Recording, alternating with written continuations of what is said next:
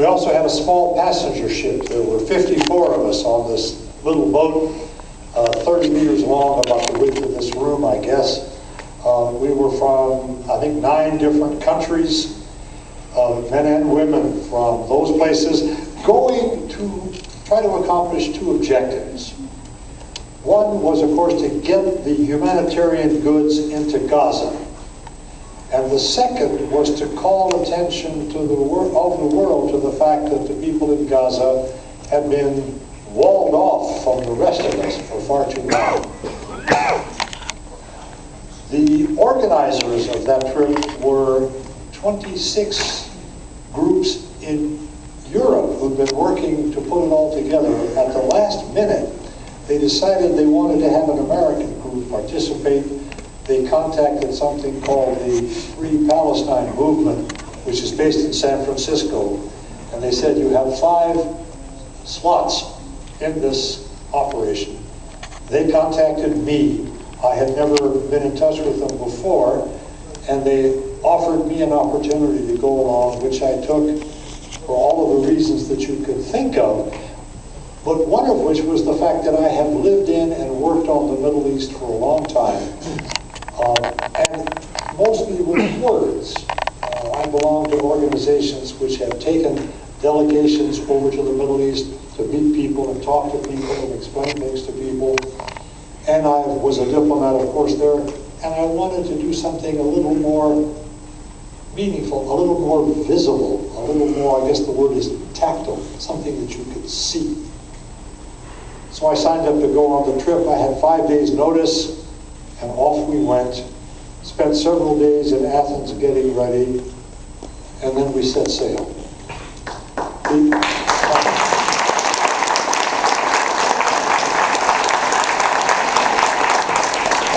It has to be understood that there was a certain amount of, let's use an American expression, a certain amount of fuzzy puppy thinking going on. A lot of the people felt that this would be a wonderful opportunity for Israel to do a lot for itself by letting the commodities, to let the goods go into Gaza, and everybody would say, good thing. And it would also save them some money because they wouldn't then have to supply those things for the people in Gaza. Other people like myself, who can be described as thinking optimists, which makes me a realist. I remember we were having a little meeting and I said, tell me when it was the last time that the government of Israel demonstrated that they were interested in being seen as nice guys.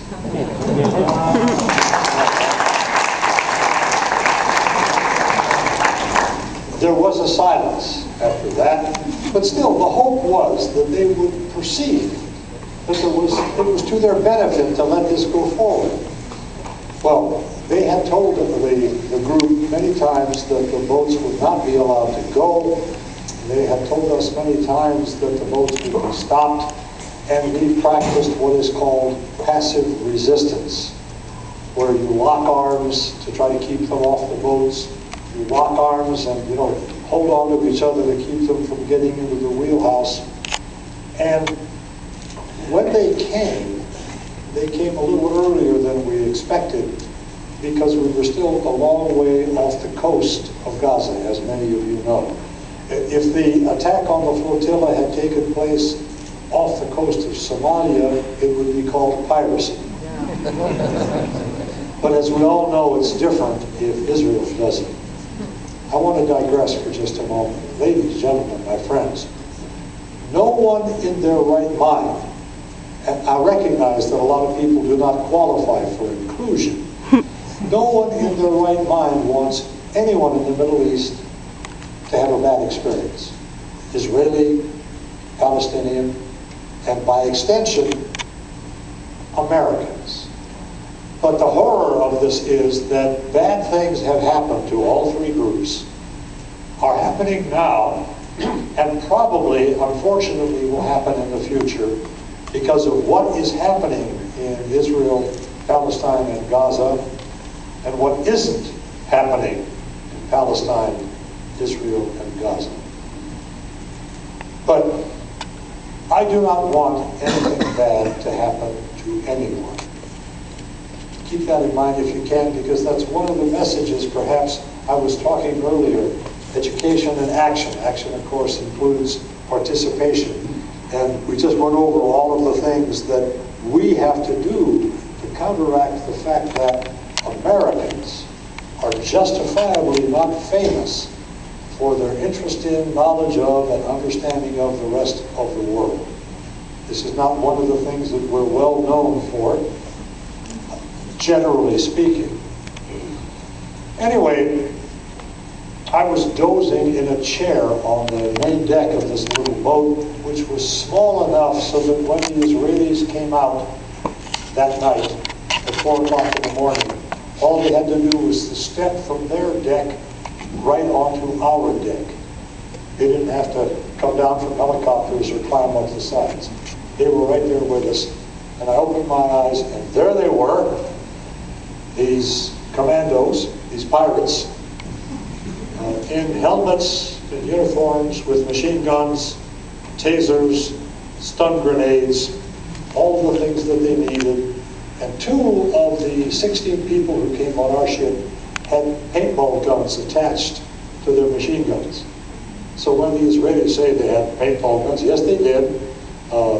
In fact, Joe Meadows, who couldn't be here today, the Liberty veteran, wounded Liberty veteran, when he was put on the plane with me in Tel Aviv to fly us out, they let us get off the ship with our passports and the clothes we were wearing. And his T-shirt had a big splotch from a paintball gun. But the people on the upper deck tried to resist because they had to climb up to get there. And they got into the wheelhouse and they locked their arms, men and women, to try to keep the Israeli soldiers out. The Israeli soldiers, of course, were not going to permit this, so they broke the windows and threw in some stun grenades, and then they grappled with people, twisting arms, twisting necks, using rifle butts on heads, kicking in the ribs, physically removing the people we had there. When the ship docked in Ashdod, some many hours later, the first people off the ship were the injured, with bandages, arms in slings, one man on crutches, one guy with a neck brace from having been mistreated by the Israeli soldiers, who wore the entire time balaclava masks, so this is all you saw, just the eyes. They had women soldiers with them because you couldn't go to the bathroom unless you were escorted. You had to do this just like the old days, you know. Can I go to the bathroom now? No. On the big ship, as was mentioned earlier, the 600 people who were there, men, women, and children, did not wish to let the soldiers take over their ship. And they had enough ship to work with so that they could do some things. And they did not wish to be taken to Israel, where they knew they would be taken once the ship was assaulted and taken over. So they resisted. And there's already been reference to the fact that in the American media, they are described as having attacked the soldiers. And that's backwards. They were defending the ship against an attack. If somebody appears at the door of your house with a mask and a gun, you are allowed to take action to stop them from coming in. That's called defensive, not offensive. But in America, of course, it seemed that this was... I saw one video with a man using a deck chair. Now, there's a lethal weapon. But in the Israelis, who confiscated all cameras, all cell phones, all satellite phones, had total control of the media for the first many hours. So the people on the ships were described as Israel-hating, Al-Qaeda backing, terrorist, murdering, savage killers, which shouldn't have surprised anyone. It would have surprised us if they said, yes, these were peace-loving tree huggers. That would have been a surprise.